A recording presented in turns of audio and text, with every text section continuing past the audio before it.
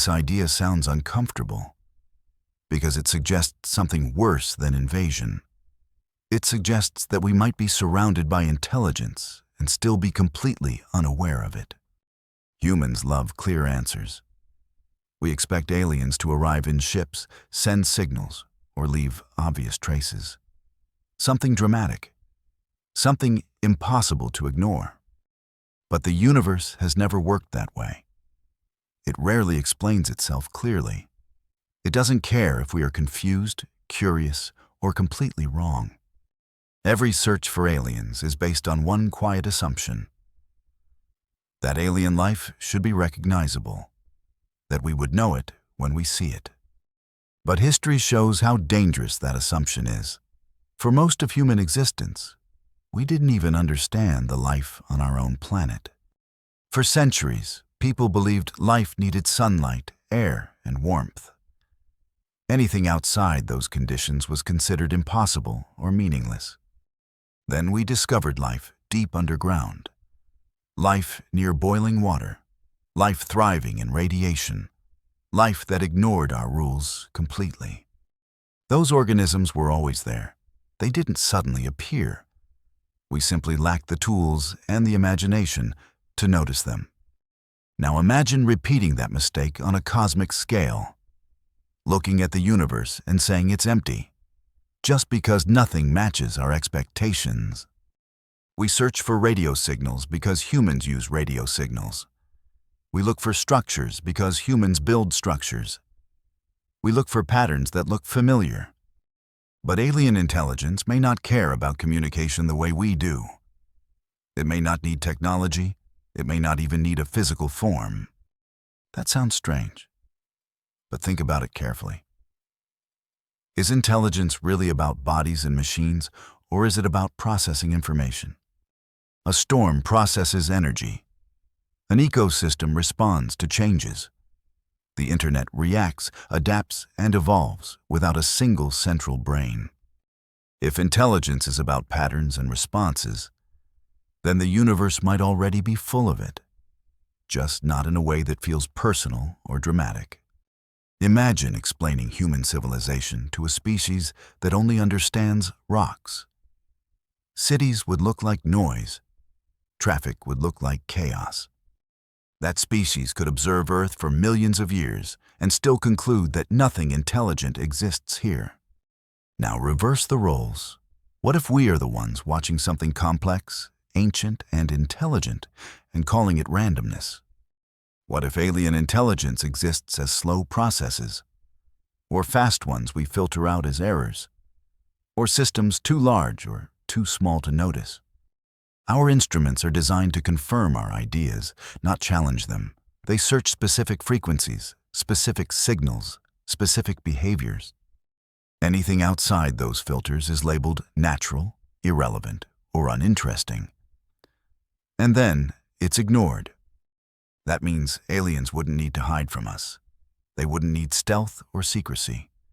They would be invisible by default. The most disturbing part is this. If aliens are already here, then the universe isn't silent at all. We're just not listening in the right way. And if that's true, then the real question isn't, where are they? The real question is, what are we missing right now? The human brain did not evolve to understand the universe. It evolved to keep us alive on a small planet, under a specific sky, with very specific dangers. We notice movement because it might be a predator. We notice faces because they might be allies or enemies. Everything else is filtered out as background noise. That filtering saved lives. But it also created a dangerous illusion. The illusion that what we notice is all that exists. In reality, most of the universe is invisible to human senses. We don't see most light. We don't feel most radiation. We don't hear most vibrations. Even time itself fools us. We experience it as a steady flow. But physics tells us it bends, stretches, and behaves in ways our minds can't feel. Now imagine an intelligence that exists outside our natural filters, not hiding, not avoiding us, just operating where we never learned to look. Our brain constantly simplifies reality. It turns complexity into stories. It turns uncertainty into confidence. That's why patterns comfort us. Clear causes and effects feel safe. Randomness feels wrong, even when it's real. So when we look at the universe, we expect simple answers. Signals with meaning, objects with purpose, messages meant for us. But alien intelligence may not care about meaning the way humans do. It may not send messages. It may not even recognize us as something worth addressing. Think about ants living near a highway. They experience vibrations, heat, and noise. But they don't understand cars, cities, or destinations. To ants, the highway is just part of nature, a dangerous, chaotic environment that exists without explanation. Now imagine we are the ants, and the universe around us is filled with activity far beyond our ability to interpret. We already know this happens on Earth. Entire ecosystems exist without our awareness until we finally study them. Deep oceans were once thought to be lifeless. Now we know they are crowded with organisms adapted to darkness and pressure. Those creatures didn't suddenly appear. We simply lack the tools, patience, and curiosity to find them. The same may be true for intelligence beyond Earth. Not absent, just misclassified. We label things as natural phenomena and stop asking questions. Solar flares, magnetic fields, cosmic background radiation. But nature and intelligence are not opposites. Intelligence could emerge from natural processes, not separate from them. What if some cosmic systems adapt, respond, and evolve in ways we don't recognize as thought? Our definition of intelligence is narrow because it's based on ourselves. Brains, language, tools. But evolution does not aim for familiarity. It aims for survival. And survival can take forms we would never design. If alien intelligence exists beyond our filters, then our silence is self-created. We are surrounded by signals we trained ourselves not to hear. The universe may be speaking constantly, in patterns too large, too slow, or too fast for our minds. And the most unsettling idea is this: the moment we finally notice something, it may have been there all along.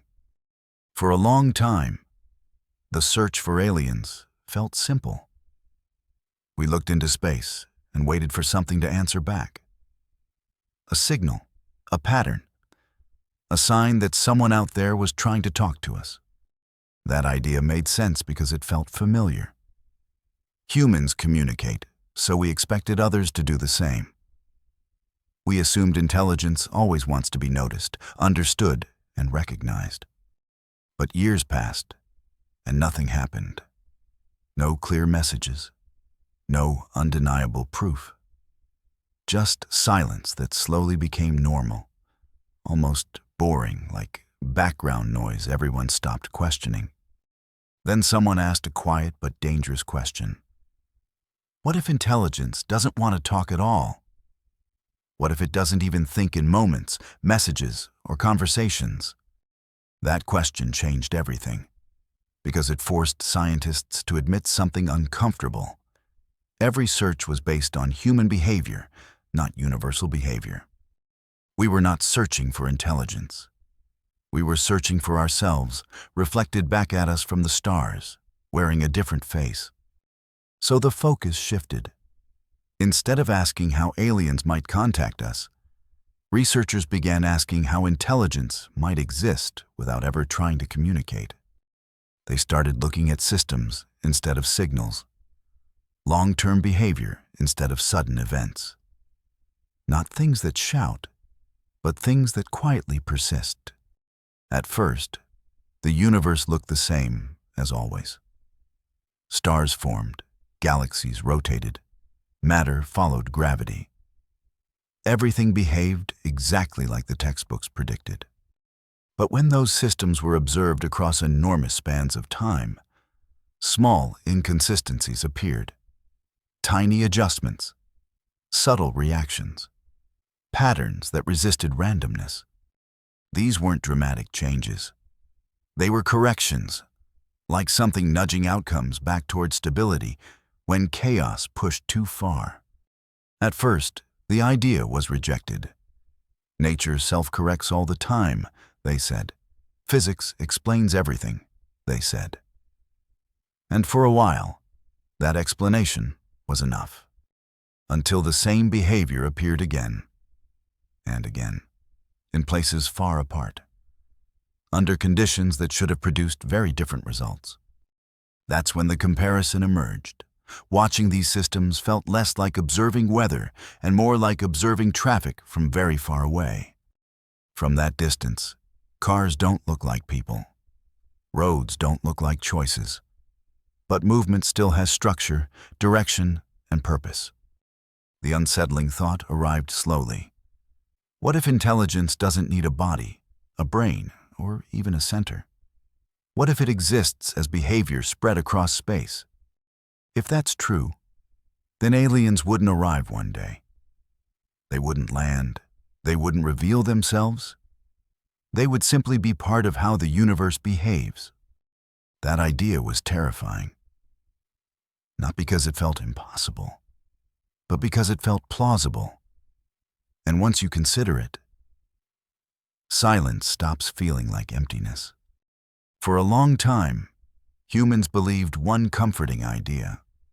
If aliens existed, they would notice us only when we became advanced enough to reach out into space and announce ourselves. That belief made humanity feel young, hidden, and unimportant. A small civilization growing quietly in a vast universe, still too primitive to be seen by anyone else.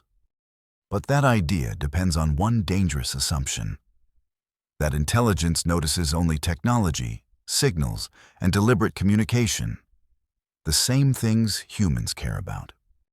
What if intelligence notices patterns instead? What if it pays attention to change, disruption, and imbalance, rather than voices calling into the dark? From that perspective, Earth has never been quiet. Life altered the planet billions of years ago, filling the atmosphere with oxygen and reshaping everything. That change was not subtle. It transformed oceans, skies, and land. From far away, Earth stopped looking like a dead rock and started behaving strangely. Then came multicellular life. Then complex ecosystems. Then mass extinctions, followed by sudden recoveries, each one rewriting the planet's surface. To a non-human intelligence, watching patterns over time, Earth would look unstable, active, and unpredictable long before humans ever appeared. By the time humans arrived, the planet was already loud. Cities, agriculture, industry, and pollution only amplified signals that began long ago. We think of our radios and satellites as our first announcement. But in reality, Earth had been announcing itself through chemistry and biology for ages. If intelligence exists as behavior, not bodies, then it would have noticed Earth not as a species, but as an anomaly. A system that refuses to stay quiet. A planet that keeps reorganizing itself in complex and aggressive ways.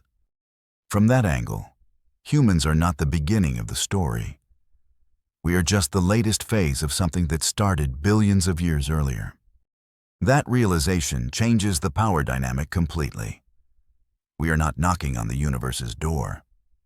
We are living inside something that may have noticed us long ago.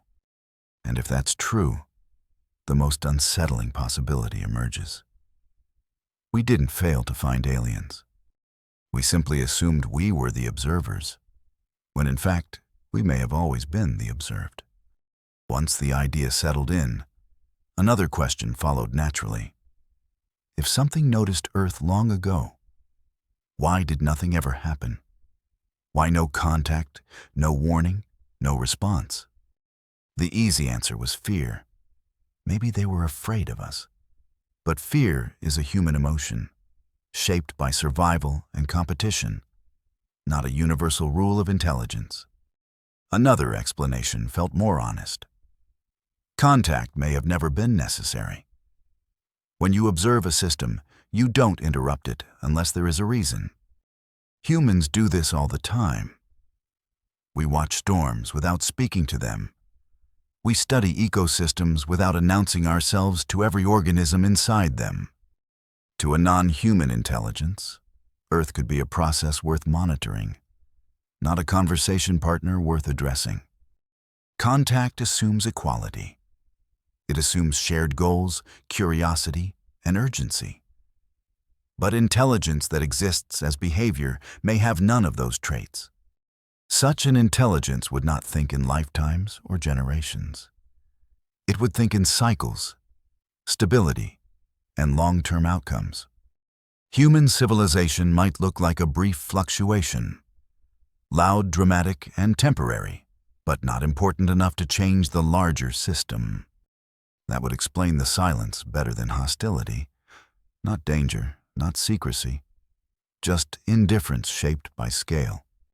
We often imagine alien intelligence as explorers, but explorers are driven by curiosity and movement, both very human motivations. What if alien intelligence doesn't explore? What if it simply exists where it already is, maintaining balance without seeking novelty? In that case, contacting humans would be as unnecessary as humans contacting bacteria living deep underground. Those bacteria matter, but not enough to justify a conversation. The most uncomfortable realization is this. Silence does not mean absence. It may simply mean we are not relevant. And once that idea takes hold, the universe stops feeling empty. It starts feeling busy, structured, and completely unconcerned with whether we understand it or not. For a long time, the idea stayed theoretical. Interesting, unsettling, but distant. Something to discuss late at night. Not something that could change how we see reality. Then technology improved, not dramatically, but quietly.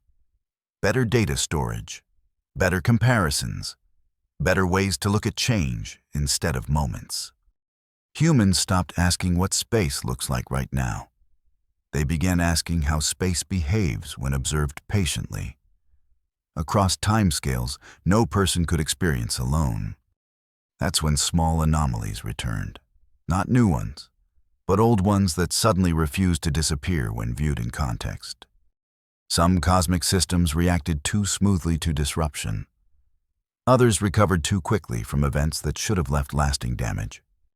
At first, these were treated as exceptions, rare cases, statistical noise that didn't deserve serious attention. But noise doesn't repeat itself with structure, and this did. Across different regions of space, under different conditions, the same kind of resistance to chaos appeared again and again. It looked less like coincidence and more like preference, as if certain outcomes were quietly favored over others. No commands, no signals, just influence.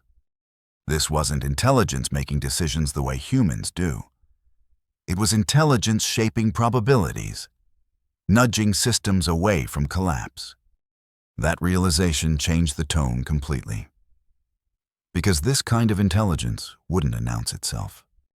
You don't hear gravity speak. You don't receive messages from time. And yet, both control everything you do. If intelligence operated at that level, noticing it would feel like discovering a rule you had always obeyed without knowing it existed. Suddenly, the question wasn't whether we were alone. The question was how long we had been participating in something we didn't understand. Human history is full of moments like this. We didn't feel Earth moving until we learned about orbits. We didn't know germs existed until disease forced us to look closer. Reality didn't change. Only our awareness did. That's what made this moment frightening. If we were wrong again, the universe wouldn't correct us gently. We might already be living inside the consequences of an intelligence we barely noticed. And unlike ships or signals, you can't point at this and say, there it is. You can only see it indirectly, through behavior, outcomes, and patterns that refuse to stay random. The more scientists adjusted their models, the worse the fit became. Reality behaved too neatly in places where chaos should have dominated. That's when an uncomfortable idea resurfaced. What if noticing this intelligence isn't the first step toward contact? What if it's the first step toward interference? Because the moment you understand a system, you stop being just part of it. You become a variable. And history shows that becoming a variable in a much larger system rarely ends quietly. At first, the new understanding felt like progress, the kind that gives people confidence and a sense of control, as if the universe had finally revealed a pattern humans could learn and safely use. But that confidence didn't last, because understanding does not exist in isolation. And in complex systems, awareness itself can change behavior in ways no one expects or intends. In nature, anything that adapts faster than its surroundings eventually stops blending in. And once something becomes noticeable, the system around it begins to respond automatically. Human civilization has always believed that knowledge leads to control, because on small scales, learning the rules often allows people to manipulate outcomes and protect themselves. That belief works with machines and tools, but it becomes dangerous when applied to systems that cannot be isolated, paused, or fully understood from the inside. If intelligence exists as influence rather than intention, then noticing it would not trigger a response, but instead introduce a subtle shift in how the system balances itself. Not a warning, not an attack, and not a message. Just a correction similar to how ecosystems respond when a single species grows too dominant. Human history offers many examples of this behavior, where growth appears successful until the surrounding system begins to resist and push back. Civilizations rarely collapse because they lack knowledge. They collapse because they apply it without understanding how tightly connected everything truly is. From this perspective, humanity's recent behavior looks unstable rather than impressive. With rapid expansion, unchecked extraction, and global impact compressed into an incredibly short time. If a non-human intelligence monitors balance instead of morality, then speed, scale, and disruption would matter far more than intention or ethics. That idea introduces a frightening possibility, because it means awareness alone does not provide safety, and understanding may actually increase risk. Once humans stop being background noise and start acting as a noticeable variable, the system no longer ignores them, even if no one is watching consciously. And if adjustment is already happening, it would not arrive dramatically, but quietly, disguised as ordinary events following invisible rules. If adjustment had already begun, it wouldn't feel dramatic or intentional, because systems that correct imbalance do not announce themselves or explain what they are doing. Instead, everything would look normal on the surface, a chain of events that seem unrelated, accidental, or simply part of history unfolding the way it always has. Humans are very good at explaining things after they happen, especially when those explanations protect the idea that we remain in control of our own story. Economic crashes, environmental shifts, social instability, and sudden technological pressure are usually treated as separate problems with local causes. But when viewed together, these events begin to form a pattern that feels less random and more like compression, as if options are quietly narrowing. Complex systems often behave this way, before reaching a new equilibrium, shedding excess complexity and forcing adaptation through constraint rather than choice. From inside the system, it feels like bad luck, poor decisions, or unfortunate timing, not like influence from something larger. That is exactly why correction would be so hard to recognize, because nothing about it would feel external or intentional. Humans expect intervention to look like interruption, but real influence often looks like probability slowly shifting in one direction. Opportunities become rarer, margins thinner, recovery harder, and mistakes more expensive, even when no single cause can be blamed. At that point, history starts to feel accelerated, as if events are piling up faster than society can process or stabilize them. This acceleration creates pressure, and pressure forces behavior to change, whether people understand why or not. From a system perspective, that change is the goal, not punishment, not judgment, and not communication. The most unsettling idea is that humanity might interpret correction as failure, never realizing it is responding to forces far beyond its models. And if that is true, then the universe doesn't need to stop us, warn us, or erase us to restore balance. It only needs to keep letting consequences unfold until stability returns, with or without human preferences. Which means the most important question is no longer about aliens or contact. It is about whether humanity can recognize pressure before it mistakes adaptation for collapse. At some point, the conversation quietly shifted from curiosity to concern, because understanding patterns naturally leads to the question of whether those patterns can still be changed. Humans like to believe there is always a moment of choice, a point where awareness arrives just in time to adjust behavior and avoid serious consequences. History suggests otherwise, because most systems reveal their rules only after those rules have already shaped the outcome.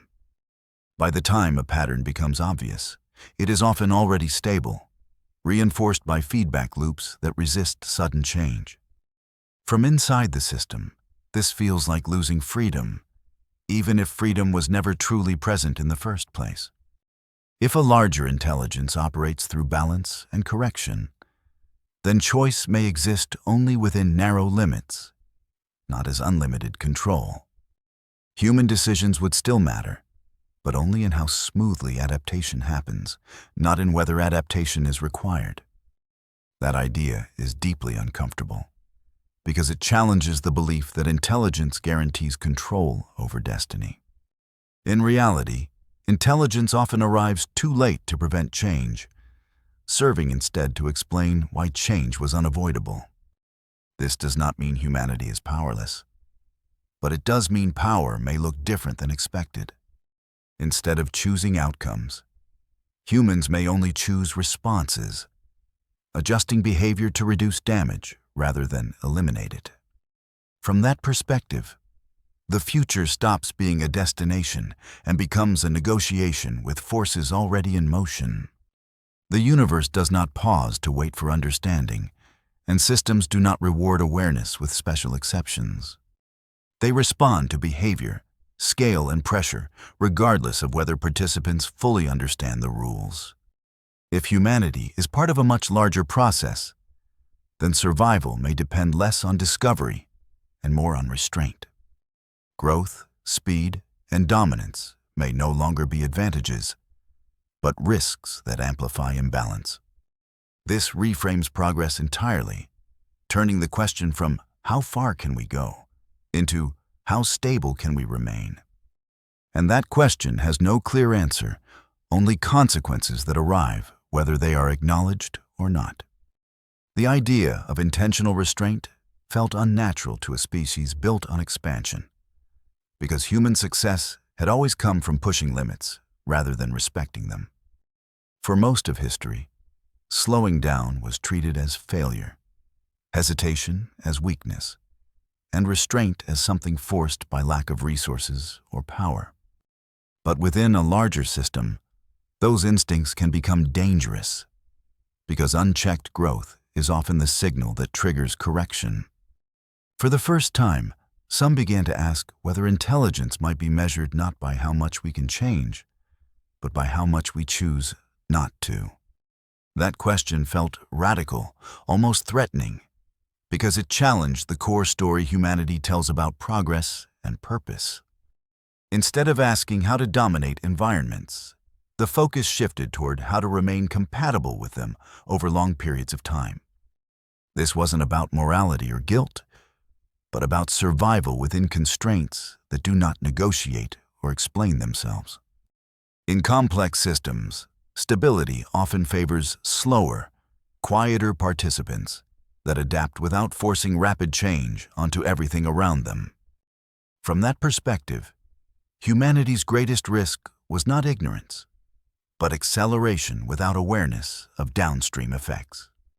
Technology magnified this problem, allowing small decisions to create planetary consequences faster than social systems could adapt. The realization was uncomfortable. Intelligence alone was not enough. Without restraint, intelligence simply increases the speed of collapse. If a non-human intelligence monitors balance rather than intention, then restraint might be the only signal that actually matters.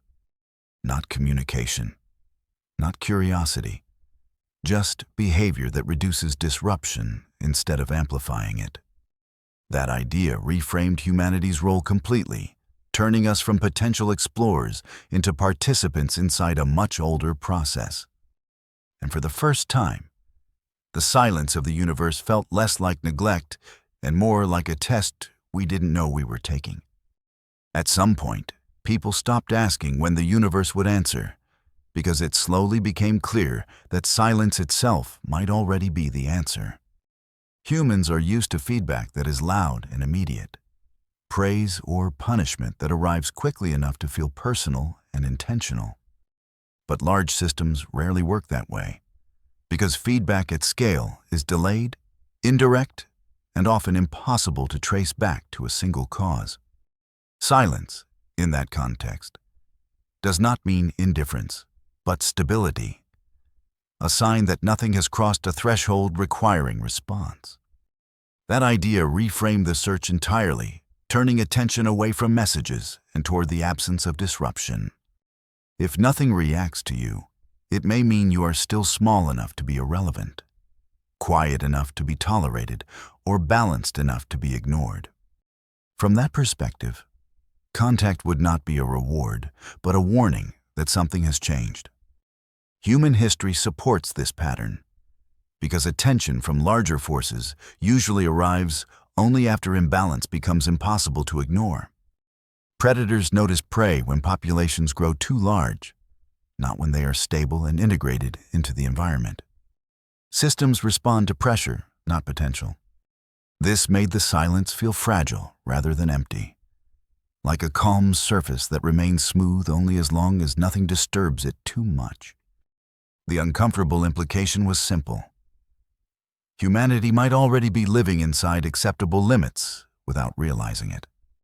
And the danger was not that the universe would suddenly speak, but that one day it might finally need to. At that moment, silence would end, not with words or ships, but with consequences that feel natural, inevitable, and impossible to argue with. That possibility changed how some people viewed progress, turning ambition into something that required caution rather than celebration. The quiet stopped feeling like loneliness and started feeling like permission that could be withdrawn. And once you see silence that way, you stop asking how to break it. You start asking how long it can last.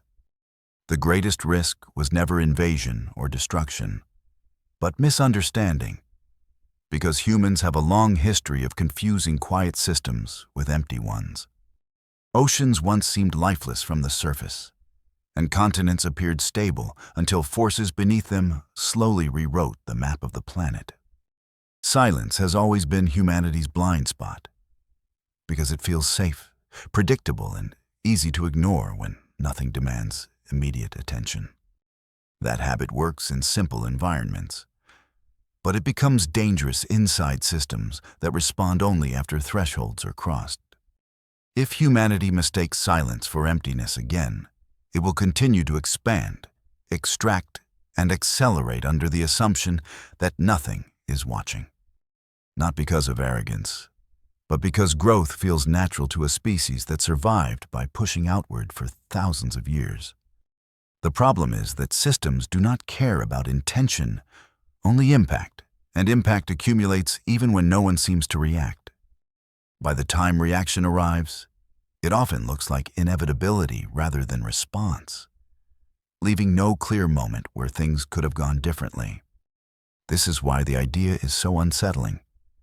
If a non-human intelligence exists as balance rather than awareness, then warning signs would be subtle. They would appear as increasing pressure, narrowing margins, and fewer paths forward, not as messages meant to be understood. Humanity might interpret these signs as internal failure, bad leadership, or unlucky timing, never realizing they are part of a larger adjustment. And because those explanations feel familiar, they prevent deeper questions from being asked until options are already limited. The universe would not need to judge us, stop us, or erase us to correct imbalance. It would only need to remain silent while consequences continue to compound. That is the final danger of silence. It gives the illusion of permission long after tolerance has begun to fade. And if humanity learns that lesson too late, there will be no moment of realization dramatic enough to feel like contact. There will only be history, moving forward under rules that were always there, whether we noticed them or not. There was one idea that almost no one wanted to explore, not because it lacked evidence, but because it felt deeply unsettling in a very human way. What if the system was never correcting humanity at all, but instead adjusting itself around us, slowly accommodating our presence like background noise? That possibility flips the story because it suggests we are not a threat significant enough to trigger resistance, only a complication to be managed. In that case, silence would not be tolerance or permission, but indifference shaped by scale, the same way humans ignore countless minor processes every day. Human civilization feels enormous from the inside, but from a larger perspective, it may barely register as more than a temporary fluctuation. Cities rise, technologies spread, populations explode, yet all of it happens on a timescale that may be too short to matter. If intelligence exists as long-term stability, then humanity's entire history could fit inside a single adjustment cycle. That would mean nothing has reacted to us yet, not because we are balanced, but because we are still insignificant. This idea is harder to accept than danger, because danger implies importance, while insignificance removes us from the center of the story entirely. Humans fear being watched, judged, or corrected, but being unnoticed may be far more unsettling. It suggests that even our greatest achievements might look like noise that fades before it requires attention. From that angle, the universe is not waiting to respond to us, punish us, or guide us. It is simply continuing, the same way it always has, with or without human involvement. And if that is true, then the real question is not whether something will react to humanity. The real question is whether humanity will still be here by the time reaction ever becomes necessary. At some point, the story stops being about aliens, intelligence, or the universe, and quietly turns into a story about how humans choose to live inside uncertainty. If nothing is watching us closely, judging us, or guiding us, then responsibility does not disappear. It becomes heavier and harder to avoid. There is no cosmic parent waiting to intervene, no external intelligence obligated to stop us from making irreversible mistakes. That realization removes comfort, but it also removes excuses, because every outcome becomes a result of our own behavior within larger limits. Silence, in this light, is not a message to decode, but a condition we must learn to survive inside without guarantees. The universe does not promise meaning, safety, or continuation, and it never did, even when humans believed otherwise. What makes this moment different is awareness, because knowing that no answer is coming forces a different kind of maturity. Not the maturity of conquest or expansion, but the maturity of restraint, patience, and long-term thinking. If humanity survives, it will not be because something saved us, warned us, or finally spoke. It will be because we learned to act as if our choices mattered, even when nothing was watching. And if humanity fails, it will not look like punishment or judgment from the universe. It will look like history continuing without us, quietly and efficiently, following rules that never needed our permission. That is the final twist of the silence. It does not mean we are alone. It means we are responsible. And whether that responsibility leads to survival or disappearance is the only signal that will ever truly matter. There is a strange comfort in believing that answers come from outside, because it allows humans to wait, hope, and delay responsibility for what happens next. But if the universe remains silent, then waiting becomes a choice, not a neutral state. And delay quietly shapes outcomes long before anyone admits it. A silent universe does not test intelligence through riddles or messages, but through behavior sustained over time without supervision or reassurance.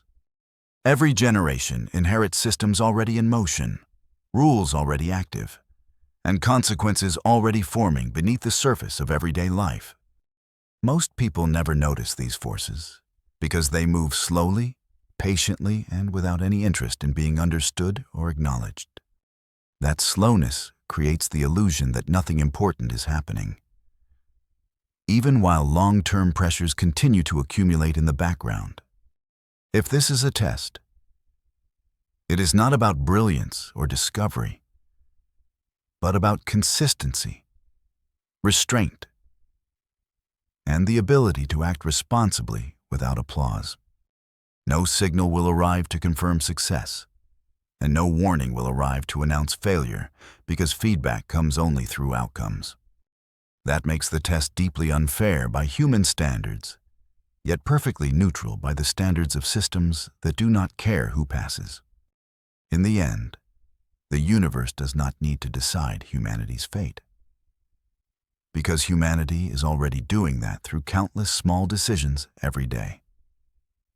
Silence simply ensures that nothing interferes with the result. And perhaps that is the most unsettling thought of all. One of the strangest effects of silence is how easily it turns into permission, because when nothing pushes back, movement feels safe even when it isn't. Human systems are built to respond to resistance, not absence. And without friction, acceleration feels natural rather than dangerous. When progress meets no visible limits, it starts to feel infinite, even though every system in existence is defined by boundaries. This is how civilizations overextend themselves, not through arrogance, but through momentum that never encounters a clear signal to slow down.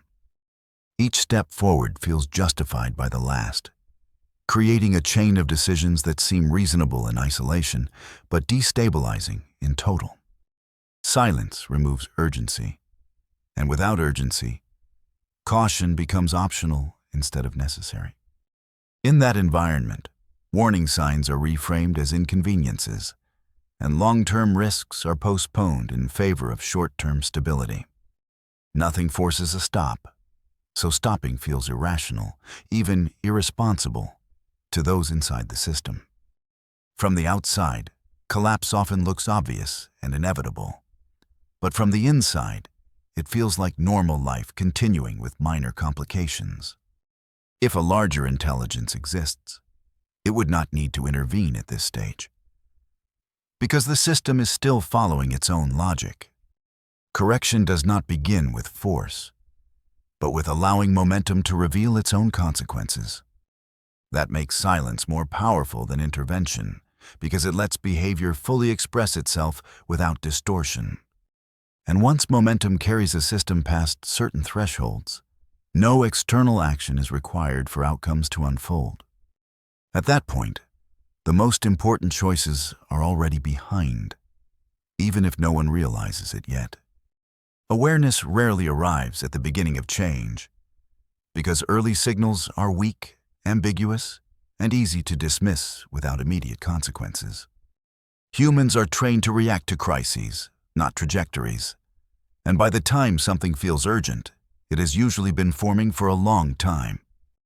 This creates a dangerous delay between cause and response, where systems continue forward while understanding struggles to catch up. By the time awareness spreads widely enough to matter, momentum has already shaped incentives, habits, and structures that resist reversal. At that stage, changing direction feels costly, risky, and disruptive, even when continuing forward is far more dangerous. History shows this pattern repeatedly, where recognition follows commitment, not the other way around. People rarely ask whether they should stop until stopping becomes harder than continuing. Inside large systems, awareness often increases stress instead of control, because it reveals constraints without offering clear solutions. Knowing the limits does not automatically grant the power to respect them. In some cases, awareness accelerates collapse, as fear and urgency drive short-term decisions that worsen long-term stability. This is the paradox of intelligence within complex systems, where understanding does not guarantee coordination or restraint. If humanity is experiencing such a moment now, awareness may be spreading just as flexibility is disappearing. That would explain why everything feels urgent at once, as if multiple pressures are converging without offering time to adapt smoothly. From within the system, it feels like bad timing. But from outside, it looks like the natural outcome of delayed response. And if a larger process exists, this convergence would not be surprising, because pressure accumulates until release becomes unavoidable. At that point, awareness becomes less about prevention and more about explanation. There is a moment when people realize control is slipping, but responsibility remains, and that combination creates a kind of pressure humans are not prepared for. Control allows choice to feel powerful, while responsibility without control forces acceptance of limits that intelligence alone cannot overcome. This is where many stories end, because it is easier to imagine failure as sudden collapse rather than slow narrowing of possible outcomes. When control fades, every decision still matters, but it matters differently, shaping how damage spreads instead of whether it happens at all. That shift is deeply uncomfortable because it removes the fantasy that one correct action can restore stability instantly. Instead, the focus moves toward endurance, adaptation, and minimizing harm within conditions that are no longer negotiable. In this phase, heroism looks less like bold action and more like restraint that prevents things from getting worse. History rarely celebrates this kind of behavior because it lacks clear victories and dramatic turning points. Yet this is often the phase that determines whether a system survives in a reduced but stable form or collapses entirely. If humanity is here now, then the silence of the universe is no longer a mystery, but a backdrop to a very human challenge. No signal will arrive to confirm that choices are correct, and no authority exists to validate decisions after the fact. Responsibility becomes internal, collective, and uncomfortable because there is no one else to blame. This is the stage where excuses lose power, because awareness has already removed ignorance as a defense. And while this moment feels heavy, it is also the last place where outcomes are still shaped rather than sealed. What comes next depends not on discovery, but on behavior sustained under pressure without certainty of reward. Civilizations often imagine maturity as power, expansion, and influence. But within complex systems, maturity usually appears as limitation accepted rather than resisted. A mature system does not grow endlessly, because endless growth is not strength. It is imbalance waiting to be corrected. For humans, this idea feels backwards, because progress has always been measured by speed, scale, and the ability to overcome constraints. Yet every stable system that lasts long enough eventually learns to operate within boundaries instead of constantly pushing against them. This kind of maturity is quiet and deeply unexciting, because it offers no dramatic breakthroughs and no moments of obvious triumph. It replaces ambition with patience and replaces certainty with long-term caution that rarely feels satisfying in the present.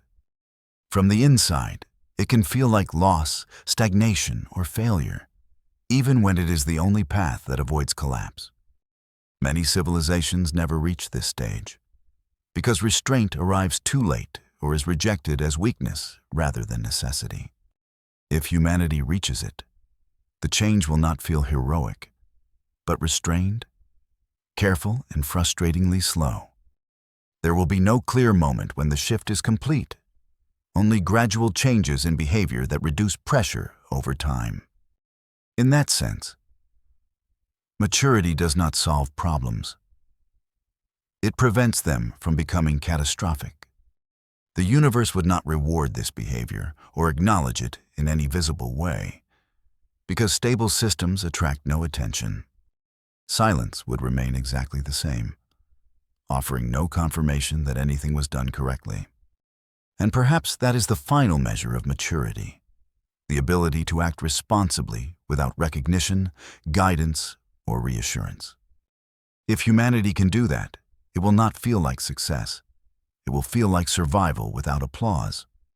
In the end, the universe does not lean closer to listen, does not adjust its course, and does not slow down when humans reach moments of doubt or reflection. Everything continues exactly as before, because large systems do not respond to awareness, only to sustained behavior over time. There is no final test, no moment of confirmation, and no signal that marks success or failure in clear terms. Humanity does not receive closure, only continuity, and must decide how to act without knowing whether actions matter beyond immediate consequences. That uncertainty is not a flaw in the universe, but a feature of systems that operate far beyond human scale and concern. If something greater exists, it does not need belief, fear, or recognition to continue shaping outcomes. And if nothing greater exists, the responsibility remains exactly the same, heavy and unavoidable.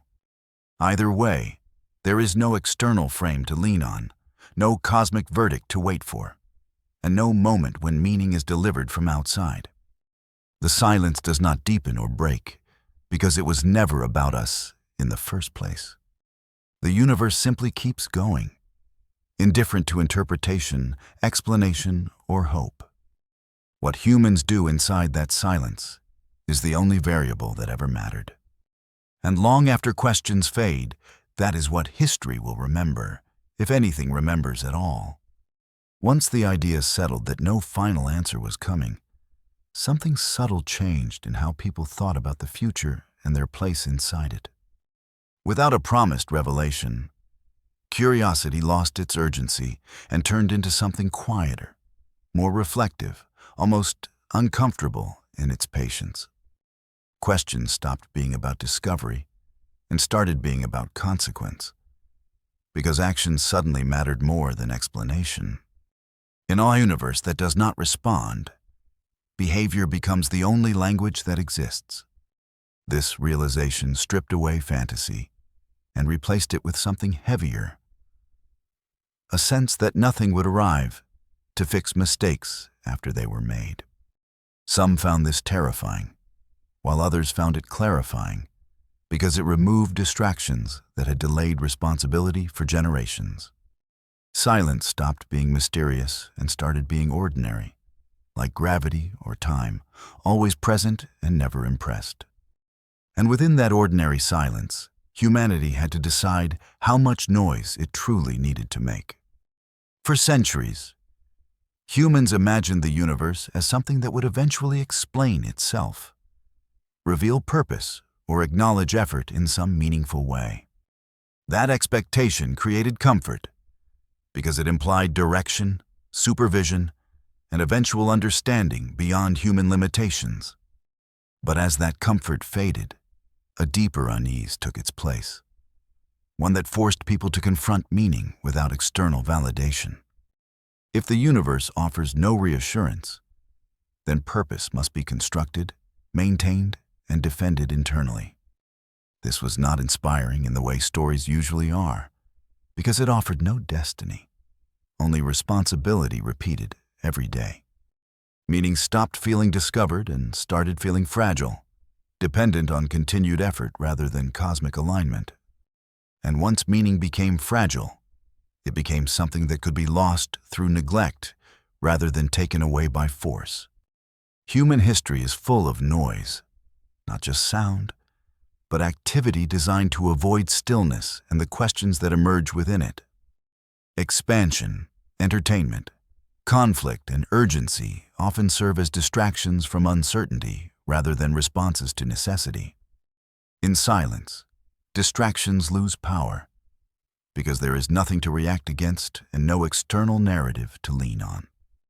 That made many uncomfortable because stillness exposes motivation more clearly than chaos ever does.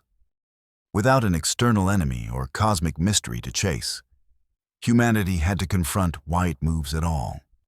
This confrontation did not produce unity or clarity, only tension between growth and restraint. And that tension became the defining feature of this phase of human history. Continuity sounds gentle, but it is heavy when nothing interrupts it with resolution or closure. Each generation inherits unfinished systems, unresolved consequences, and decisions made under different assumptions. Without a cosmic endpoint, history becomes a long negotiation rather than a story with a conclusion. That negotiation is exhausting because it offers no reset and no guarantee that effort accumulates in meaningful ways. Yet continuity is also what allows adaptation, because it keeps systems alive long enough to learn slowly. The challenge is enduring long enough for learning to matter.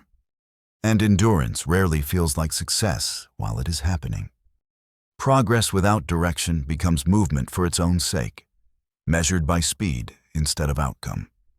For a long time, humanity confused motion with improvement, assuming forward momentum was always better than stillness. But inside a silent universe, speed offers no reassurance, only faster consequences. This forced a reevaluation of progress itself, shifting attention from how fast change happens to how stable its results are. Suddenly, slowing down became a strategic choice rather than a sign of weakness. That shift did not feel natural, but it felt necessary. And necessity has a way of reshaping values more effectively than ideals ever do. Without external correction, being wrong becomes expensive, because mistakes compound quietly instead of being interrupted. In a universe that does not intervene, error is not punished dramatically. It is simply allowed to persist until it reshapes outcomes. This makes humility more valuable than confidence, because certainty increases the cost of correction when assumptions fail. Human systems struggle with this, because they reward decisiveness more than accuracy. But silence favors accuracy over confidence, because it does not care how sure anyone feels. It only reflects behavior back through consequence, and consequences are rarely interested in intent.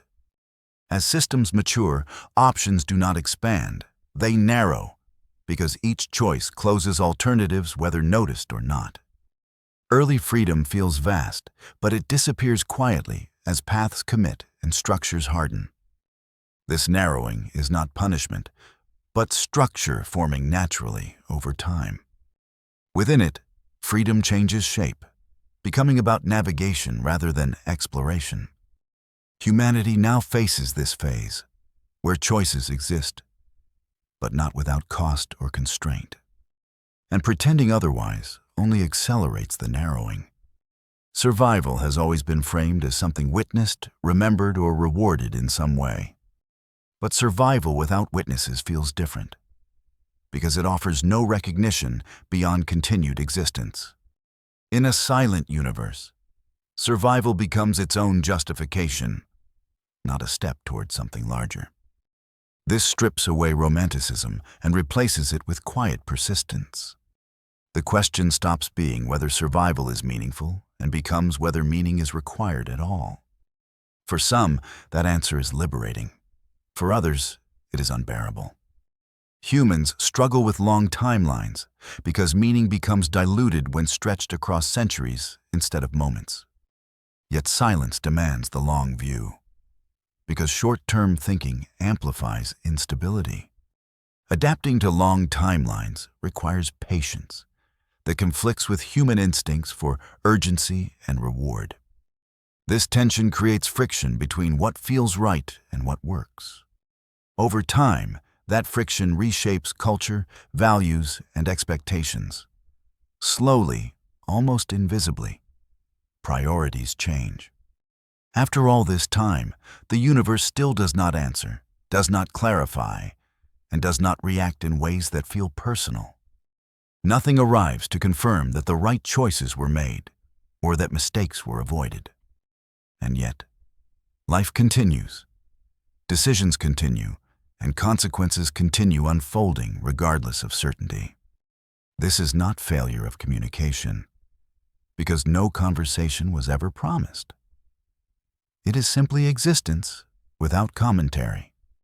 And within that quiet, humanity continues writing a story no one else is obligated to read. Humans are drawn to turning points because they promise clarity. A moment when everything shifts and the direction of history becomes obvious to everyone at once. But real systems rarely change that way, because transformation usually happens through accumulation rather than sudden reversal. From the inside, life feels continuous, even when conditions are slowly becoming incompatible with old assumptions and behaviors. People wait for a clear signal that it is time to change, not realizing that the absence of such a signal is part of the structure itself. This creates the illusion that there is still time, still flexibility, still room to delay uncomfortable decisions without serious consequence. In reality, delay is not neutral, because systems continue evolving even when awareness stands still. The idea of a final warning is comforting, but comfort is not a reliable indicator of safety. By the time a turning point feels obvious, it often exists only in hindsight, long after options have narrowed beyond recovery. This is why history appears full of missed chances that no one recognized as chances at the time. And if the universe is silent, then no moment will ever announce itself as the one that mattered most. Over time, some began to notice that the universe does not speak through events, but through pressure that builds slowly and consistently across many different layers at once. Pressure is harder to notice than crisis, because it does not demand attention immediately and rarely points to a single obvious cause. It shows up as narrowing options, rising costs, shrinking margins, and decisions that feel harder to reverse than they used to. Individually, these signals seem manageable, even normal. But together, they form a direction that becomes clear only when looking backward. Humans are not trained to read pressure well, because pressure requires patience, comparison, and long memory rather than quick reaction. This is why pressure is often ignored until it becomes force, even though force is simply pressure that went unanswered for too long. In a silent universe, pressure may be the only feedback that exists, quietly guiding systems toward stability without ever explaining itself.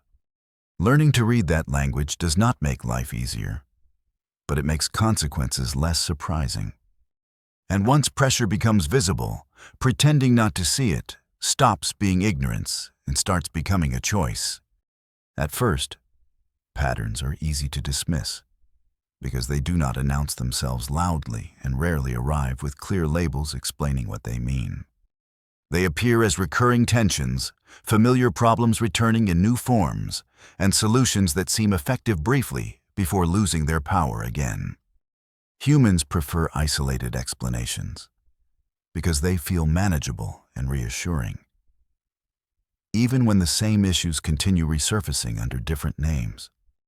But patterns do not care about naming, because they emerge from structure, not intention, and structure changes far more slowly than opinion. Over time, the repetition becomes harder to ignore, especially when effort increases while results shrink instead of growing. This is the moment when systems quietly reveal that behavior, not belief, is driving outcomes. The uncomfortable realization follows that trying harder within the same framework does not produce better results, only faster exhaustion. Many resist this idea because admitting a pattern exists means accepting that freedom of choice was narrower than it felt. It means progress was conditional, not guaranteed, and success depended on alignment rather than persistence alone. At this stage, denial becomes tempting because it preserves identity and avoids responsibility for structural change. But denial does not stop patterns from tightening. It only delays adaptation until fewer options remain. History shows that civilizations rarely fail from lack of intelligence, but from refusing to accept patterns that contradict their self-image. They continue optimizing tools, systems, and narratives long after those optimizations stop improving outcomes. Inside the system, this feels like bad luck or external hostility, not like predictable consequence. Yet from outside, the trajectory appears clear, slow, and remarkably consistent. If a larger process exists, this is where it becomes most invisible, because nothing dramatic happens, only persistence. Patterns continue doing what they always do, quietly shaping what comes next regardless of awareness. And once patterns reach this level of stability, change becomes possible only through deeper adjustment, not surface reaction. That is the moment when survival stops being about intelligence and starts being about humility. Because humility allows systems to change direction, while pride insists on accelerating toward the same outcome. For a long time, pretending that nothing fundamental has changed feels easier than accepting that old assumptions no longer match reality. Routines continue, systems operate, and daily life creates the illusion that stability still exists in the same form it always has. This illusion is powerful because it allows people to function without constantly confronting uncertainty or revisiting uncomfortable decisions. But beneath that surface, pressure continues to accumulate because systems respond to structure, not to how calm things appear. Pretending works best when consequences are delayed, because delay creates space for denial to survive without immediate contradiction. Each successful delay reinforces the belief that adaptation is optional rather than necessary. Over time, this belief becomes embedded in institutions, incentives, and cultural stories that reward continuation over re-evaluation. The system begins to defend itself against change, not because change is harmful, but because it threatens internal coherence. At that point, even accurate warnings feel disruptive, because they challenge identities built around stability and control. People stop asking whether the system works and start asking how to preserve it, even when preservation increases long-term risk.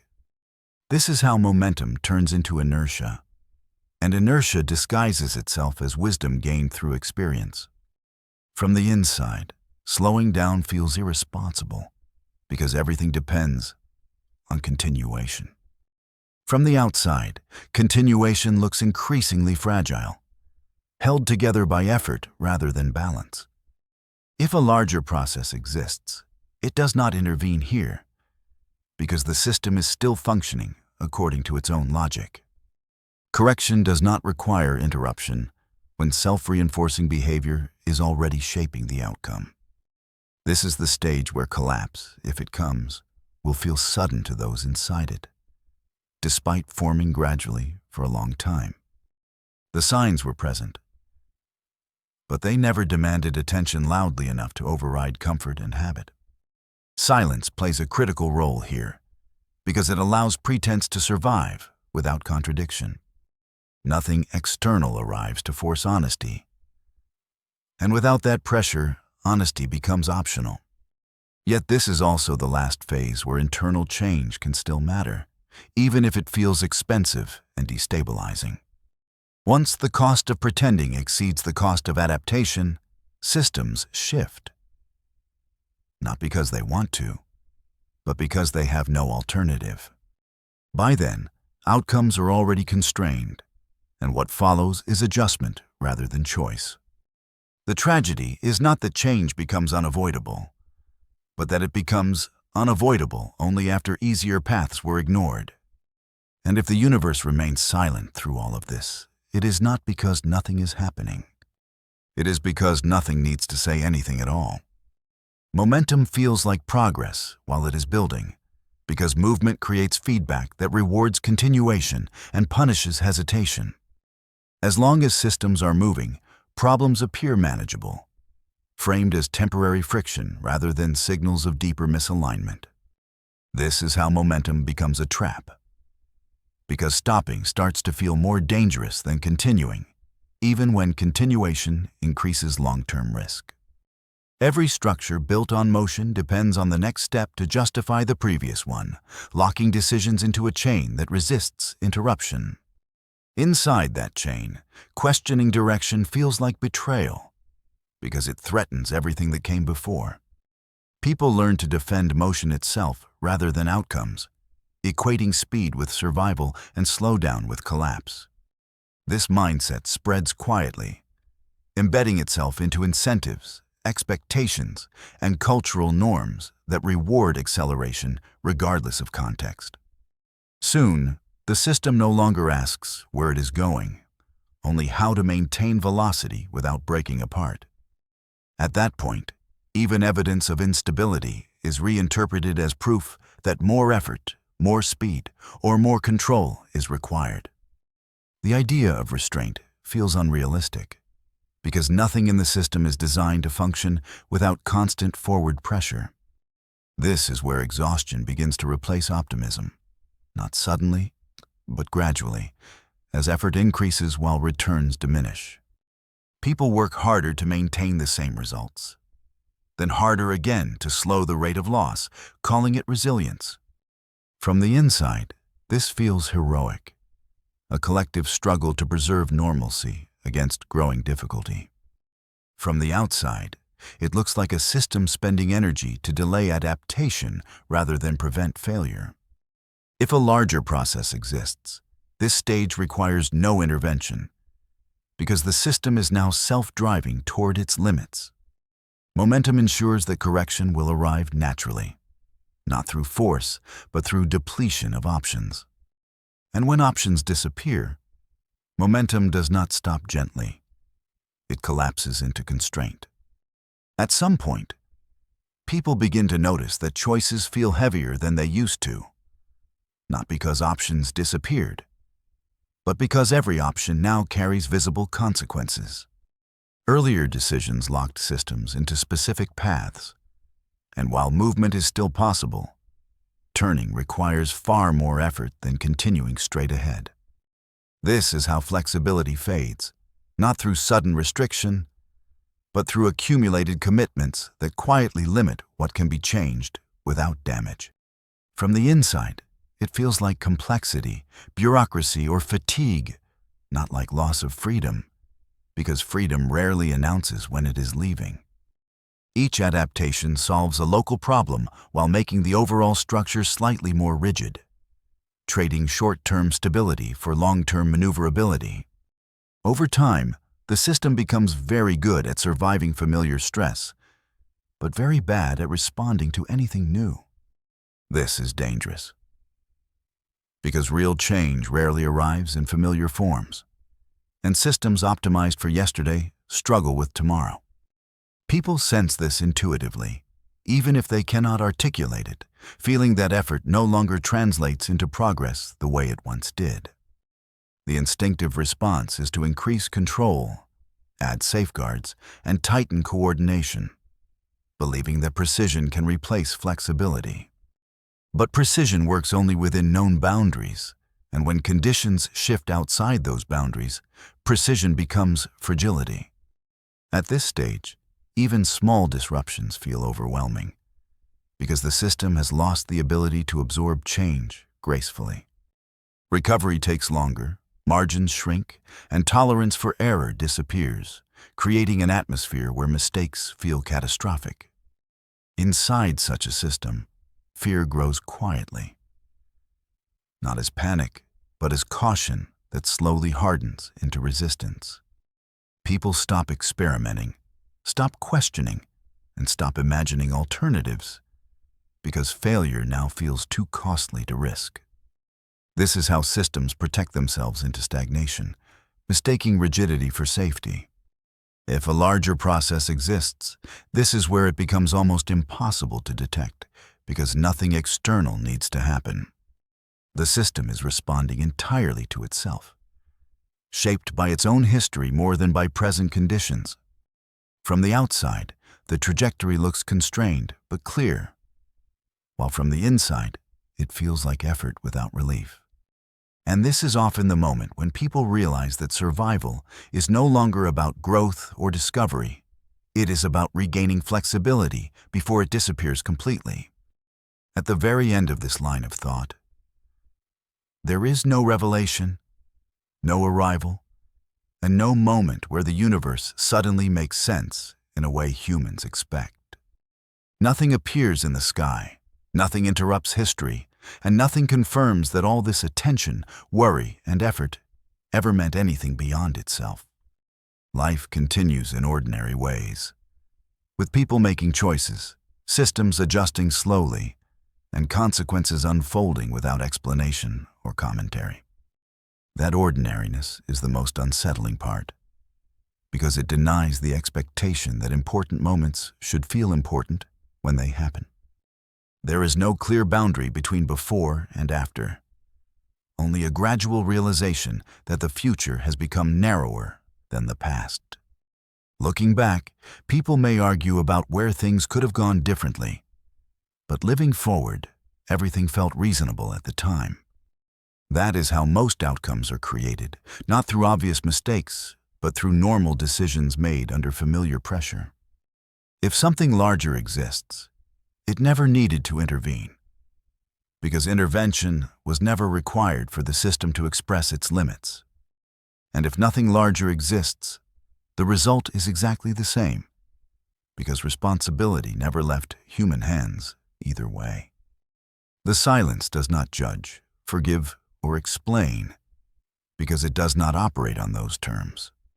It simply remains unchanged, while history resolves itself through accumulation rather than event. In that sense, the universe was never asking a question, offering a test, or waiting for an answer. It was only providing space. What humanity did inside that space was always the only story. And when the story reaches its natural stopping point, there will be no closing statement, only continuation or absence.